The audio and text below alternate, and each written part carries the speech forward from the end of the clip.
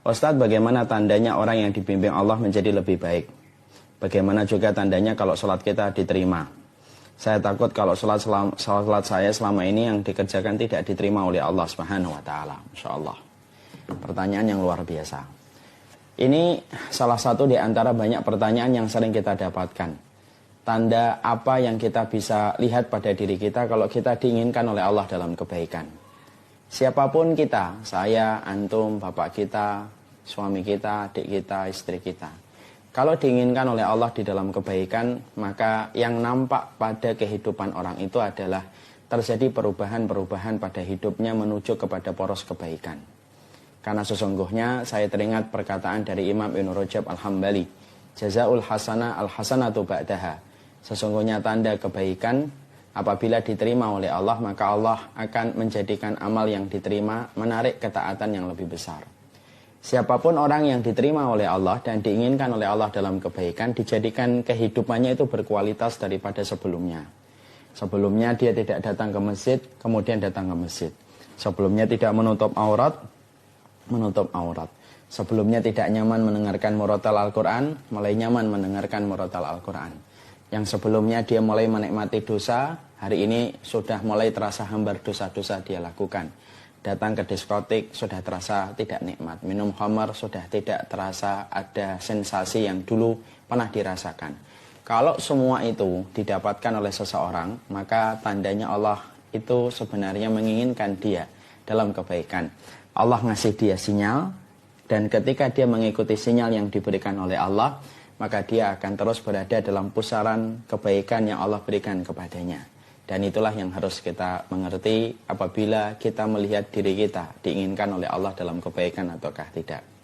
Yang kedua, tanda Allah memberikan kebaikan pada kehidupan kita adalah sesungguhnya Allah itu nanti akan mulai menjadikan hatinya dan jiwanya mencintai ilmu. Dijadikan dirinya mulai menikmati setiap kajian-kajian ilmu. Dia mulai nyaman ketika mendengarkan kajian panjang. Dia mulai nyaman ketika mendengarkan taklim, dan dia mulai nyaman ketika mendengarkan petunjuk-petunjuk dan nasihat-nasihat yang disampaikan oleh para ulama. Ketika dia sudah mulai nyaman duduk pada majelis taklim, dia sudah mulai nyaman duduk pada majelis ilmu, maka itu tanda juga dia diinginkan oleh Allah dalam kebaikan. Makanya Rasulullah SAW menyampaikan, Man yuridillahu bihi khairan yufaqihu fiddin. Allah itu kalau sudah senang sama orang, Allah itu kalau sudah ridho sama orang, dijadikan dia itu memahami agama. Asalnya dulu tidak paham agama, fahamnya hanya urusan dunia. Dulunya hanya paham pada urusan material, urusan bisnis, urusan ekonomi, urusan politik.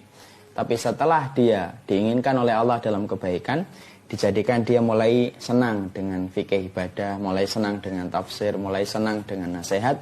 Semua nasihat itu diolah menjadi bentuk kebaikan yang dilandasi dalam kehidupannya. Dan itulah yang kita selalu mengerti. Kalau masing-masing dari kita ingin mengetahui kita diridhoi oleh Allah dan diberikan petunjuk oleh Allah, itulah yang kita dapatkan dalam kehidupan kita. 1 poin dan 2 poin yang tadi saya sebutkan, saya meminta supaya kita menjadikan itu untuk membaca diri kita. Tidak usah kita pakai itu untuk membaca orang lain. Jangan sampai nanti setelah antum mendapatkan ilmu ini, antum nanti akan melihat orang lain dan berkata, kelihatannya kamu belum dikasih petunjuk, kelihatannya kamu belum dikasih oleh Allah kebaikan. Tidak usah untuk nilai orang lain, banyak-banyak menilai diri kita. Karena sesungguhnya kita tidak pernah diperintahkan menjadi penuntut umum bagi kehidupan orang lain.